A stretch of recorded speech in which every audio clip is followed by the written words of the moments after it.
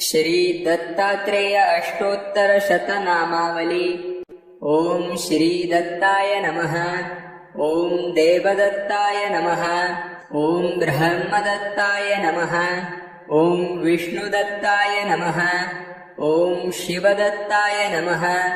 ओम अत्रिदत्ताय नमः। ओम आत्रेयाय नमः। ओम अत्रिवरदाय नमः। ओम अनुसूयायै नमः। ओम अनुसूयासूनवे नमः। ओम अवधूताय नमः।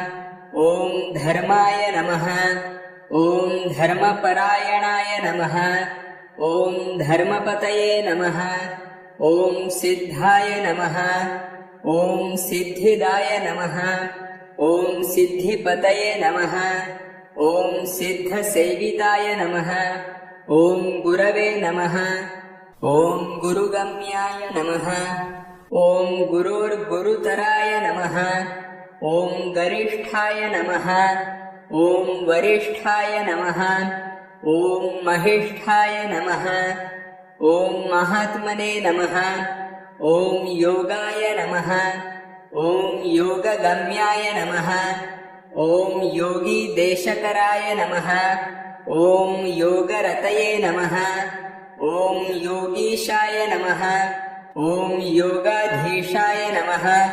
ओम योगपरायणाय नमः। ओम योगिध्येयाङ्घ्रिपङ्कजाय नमः। ओम दिगम्बराय नमः।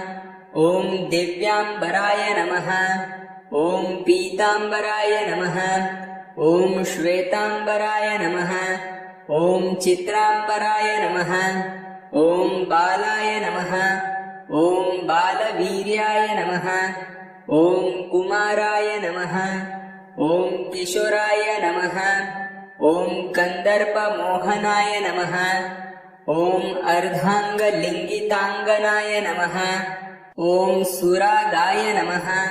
ओम विरागाय नमः। ओम वीतरागाय नमः। ओम अमृतवर्षिणे नमः। ओम उग्राय नमः। ओम अनुग्ररूपाय नमः। ओम स्थविराय नमः। ओम स्थवीयसे नमः। ओम शान्ताय नमः। ओम अघोराय नमः। ओम गूढाय नमः। ओम ऊर्ध्वरेतसे नमः। ओम एकवक्त्राय नमः। ओम अनेकवक्त्राय नमः। ओम द्विनेत्राय नमः। ओम त्रिनेत्राय नमः। ओम द्विभुजाय नमः। ओम षड्भुजाय नमः। ओम अक्षमालिने नमः।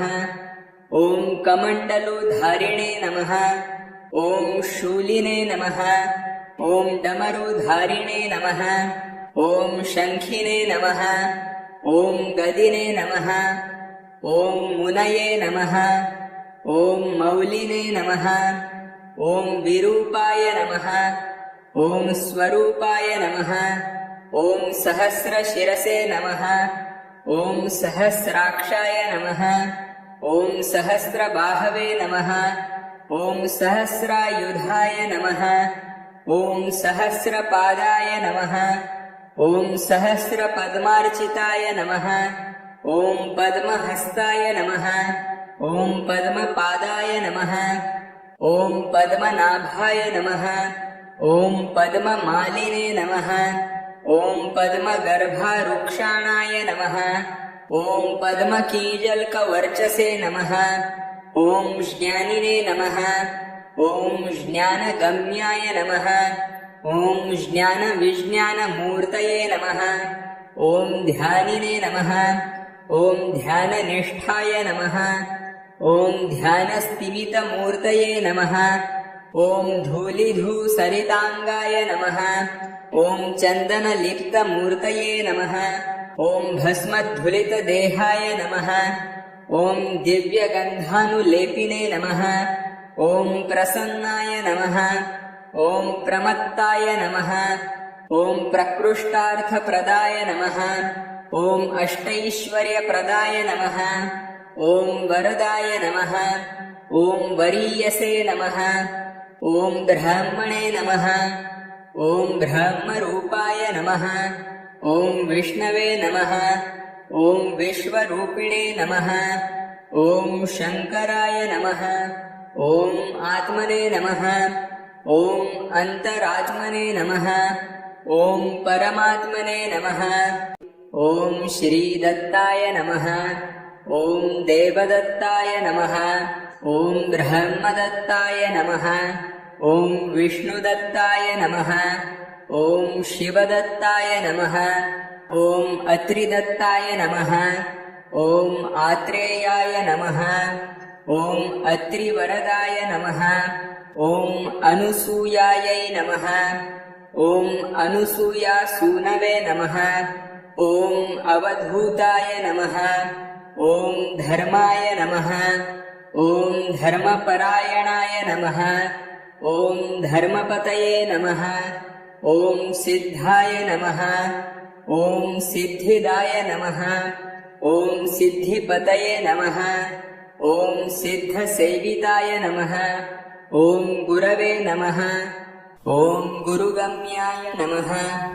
ॐ गुरोर्गुरुतराय नमः। ॐ गरिष्ठाय नमः। ॐ वरिष्ठाय नमः। ॐ महिष्ठाय नमः। ॐ महात्मने नमः। ॐ योगाय नमः। ॐ योगगम्याय नमः। ॐ योगीदेशकराय नमः। ॐ योगरतये नमः। ॐ योगीशाय नमः। ॐ योगाधीशाय नमः। ॐ योगपरायणाय नमः। ॐ योगिध्येयाङ्घ्रिपङ्कजाय नमः। ॐ दिगम्बराय नमः। ॐ दिव्याम्बराय नमः। ॐ पीताम्बराय नमः। ॐ श्वेताम्बराय नमः। ॐ चित्राम्बराय नमः। ॐ बालाय नमः। ॐ बालवीर्याय नमः। ॐ कुमाराय नमः। ॐ किशोराय नमः। ॐ कन्दर्पमोहनाय नमः। ॐ अर्धाङ्गलिङ्गिताङ्गनाय नमः। ॐ सुरागाय नमः। ॐ विरागाय नमः। ॐ वीतरागाय नमः।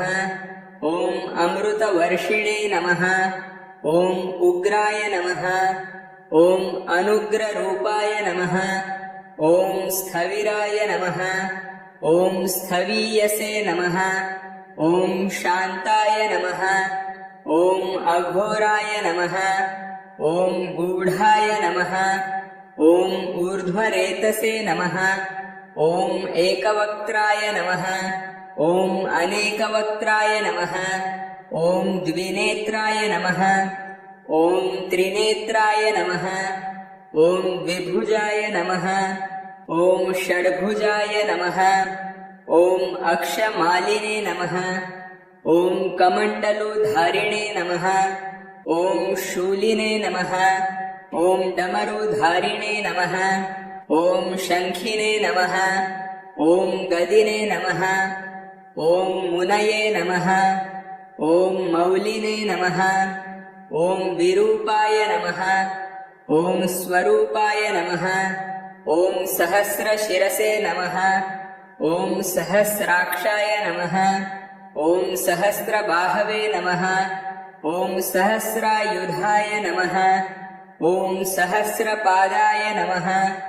ॐ सहस्रपद्मार्चिताय नमः। ॐ पद्महस्ताय नमः। ॐ पद्मपादाय नमः। ॐ पद्मनाभाय नमः। ॐ पद्ममालिने नमः। ॐ पद्मगर्भारुक्षाणाय नमः। ॐ पद्मकीजल्कवर्चसे नमः। ॐ ज्ञानिने नमः। ॐ ज्ञानगम्याय नमः। ॐ ज्ञानविज्ञानमूर्तये नमः। ॐ ध्यानिने नमः। ॐ ध्याननिष्ठाय नमः। ॐ ध्यानस्तिमितमूर्तये नमः। ॐ धूलिधूसरिताङ्गाय नमः। ॐ चन्दनलिप्तमूर्तये नमः। ॐ भस्मधुलितदेहाय नमः। ॐ दिव्यगन्धानुलेपिने नमः। ॐ प्रसन्नाय नमः। ॐ प्रमत्ताय नमः।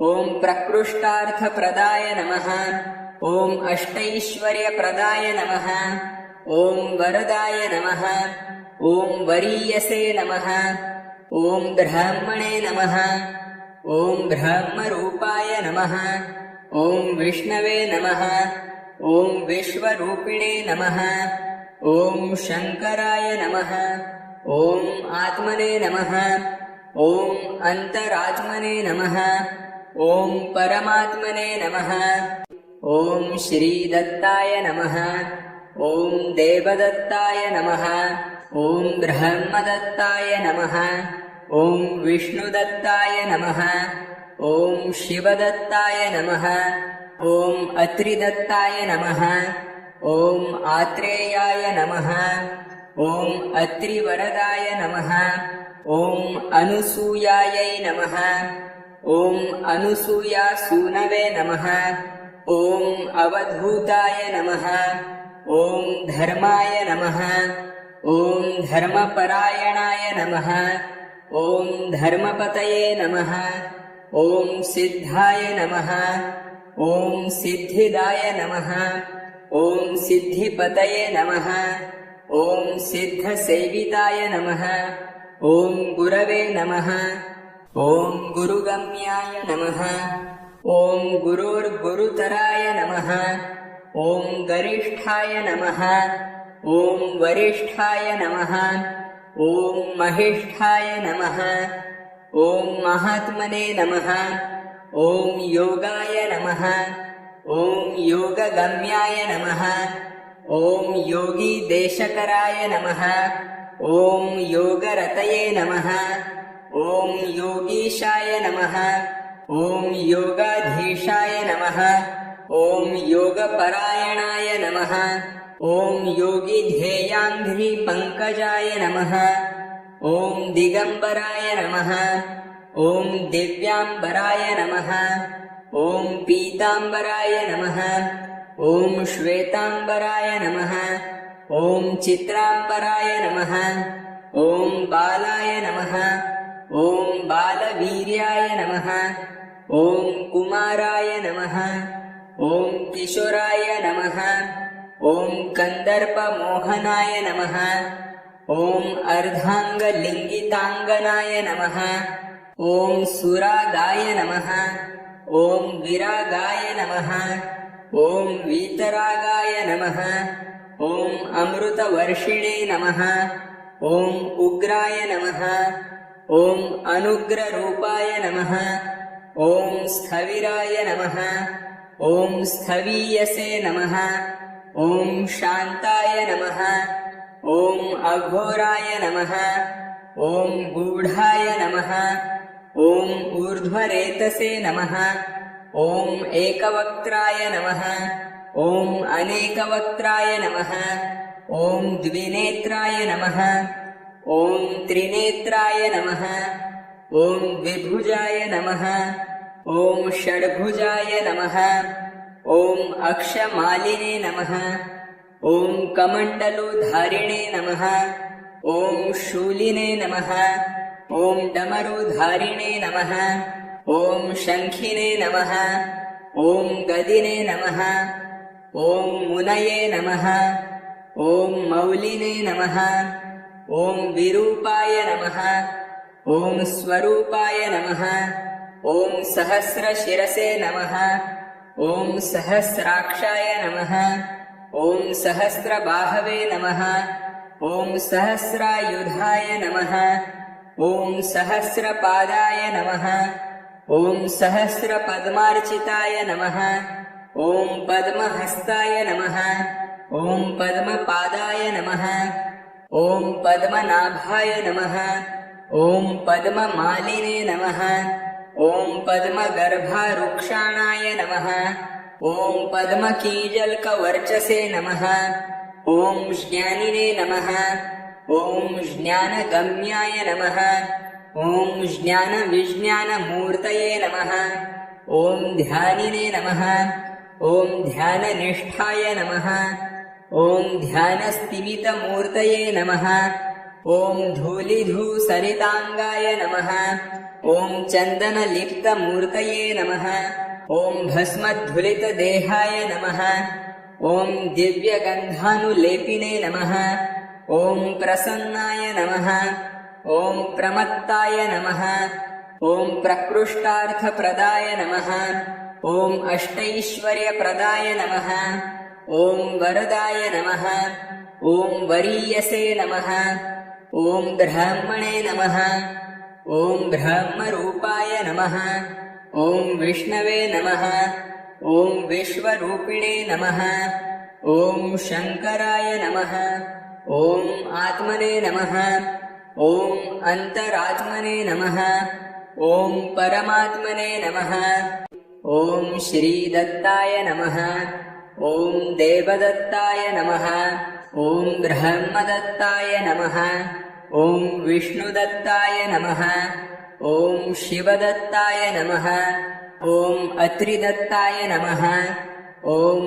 आत्रेयाय नमः ॐ अत्रिवरदाय नमः ॐ अनुसूयायै नमः ॐ अनुसूयासूनवे नमः ॐ अवधूताय नमः ॐ धर्माय नमः ॐ धर्मपरायणाय नमः ॐ धर्मपतये नमः ॐ सिद्धाय नमः ॐ सिद्धिदाय नमः ॐ सिद्धिपतये नमः ॐ सिद्धसेविताय नमः ॐ गुरवे नमः ॐ गुरुगम्याय नमः ॐ गुरोर्गुरुतराय नमः ॐ गरिष्ठाय नमः ॐ वरिष्ठाय नमः ॐ महिष्ठाय नमः ॐ महात्मने नमः ॐ योगाय नमः ॐ योगगम्याय नमः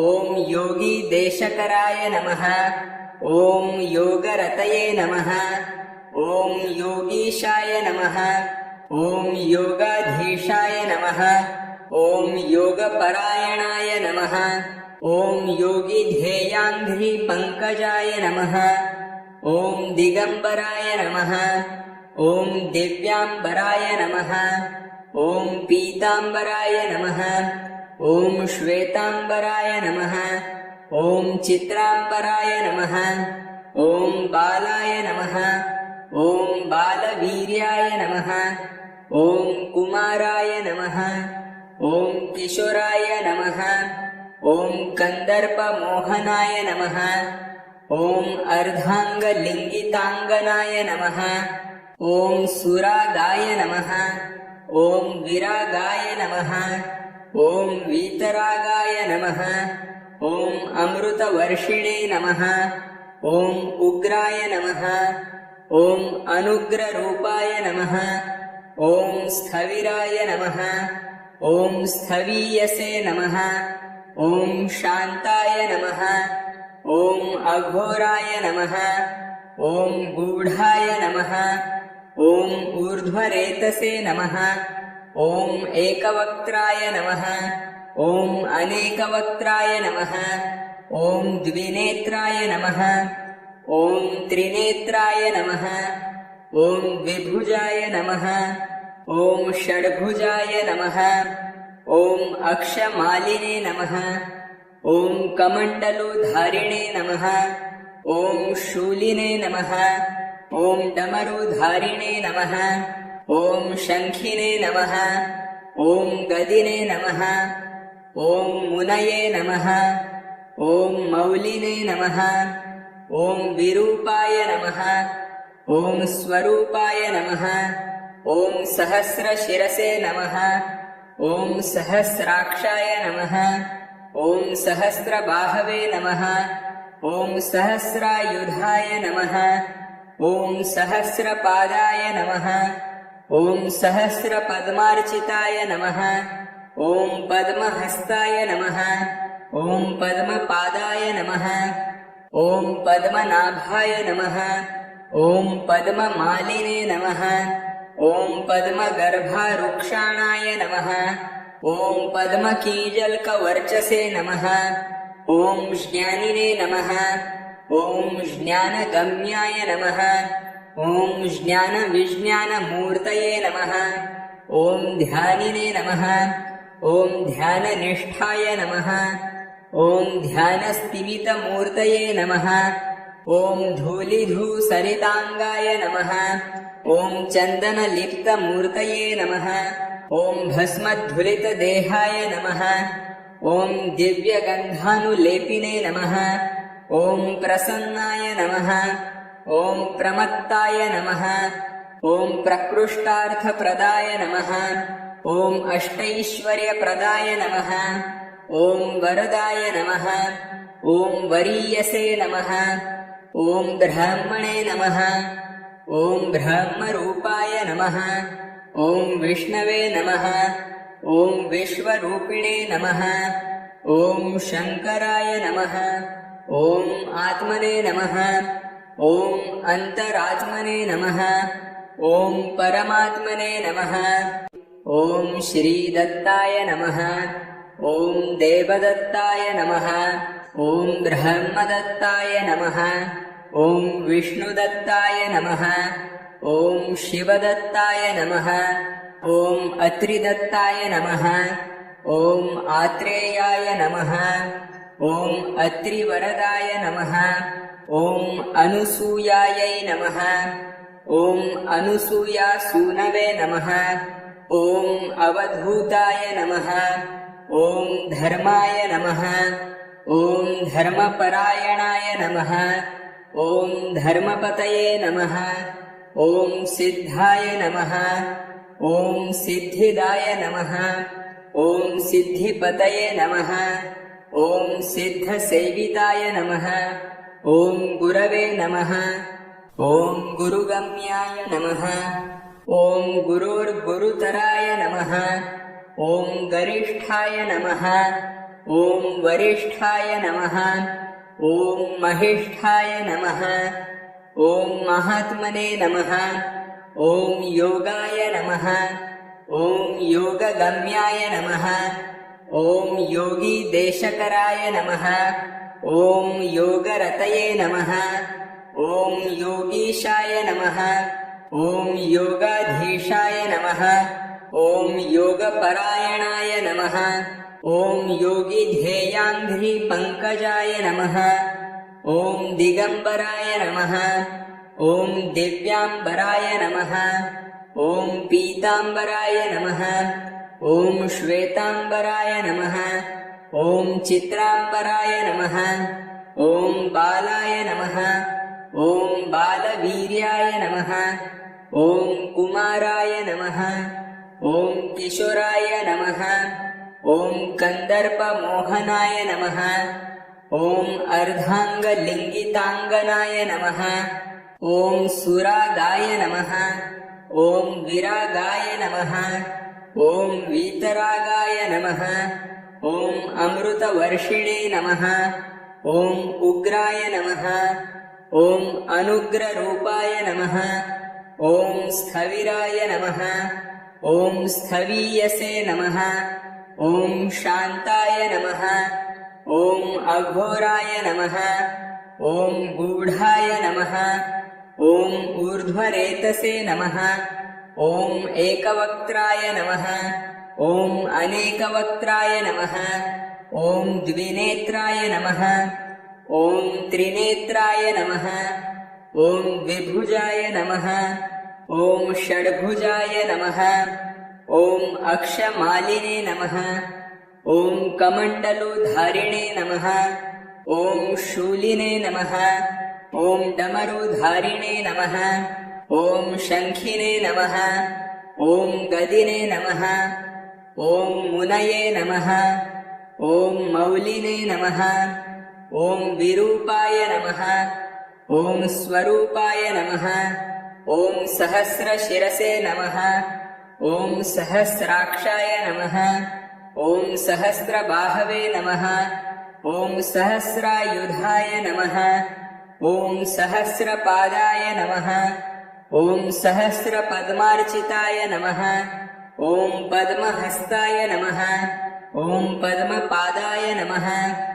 ॐ पद्मनाभाय नमः। ॐ पद्ममालिने नमः। ॐ पद्मगर्भारुक्षाणाय नमः ॐ पद्मकीजल्कवर्चसे नमः ॐ ज्ञानिने नमः ॐ ज्ञानगम्याय नमः ॐ ज्ञानविज्ञानमूर्तये नमः ॐ ध्यानिने नमः ॐ ध्याननिष्ठाय नमः ॐ ध्यानस्तिमितमूर्तये नमः ॐ धूलिधूसरिताङ्गाय नमः ॐ चन्दनलिप्तमूर्तये नमः ॐ भस्मद्धुलितदेहाय नमः ॐ दिव्यगन्धानुलेपिने नमः ॐ प्रसन्नाय नमः ॐ प्रमत्ताय नमः ॐ प्रकृष्टार्थप्रदाय नमः ॐ अष्टैश्वर्यप्रदाय नमः ॐ वरदाय नमः ॐ वरीयसे नमः ॐ ब्राह्मणे नमः ॐ ब्रह्मरूपाय नमः ॐ विष्णवे नमः ॐ विश्वरूपिणे नमः ॐ शङ्कराय नमः ॐ आत्मने नमः ॐ अन्तरात्मने नमः ॐ परमात्मने नमः।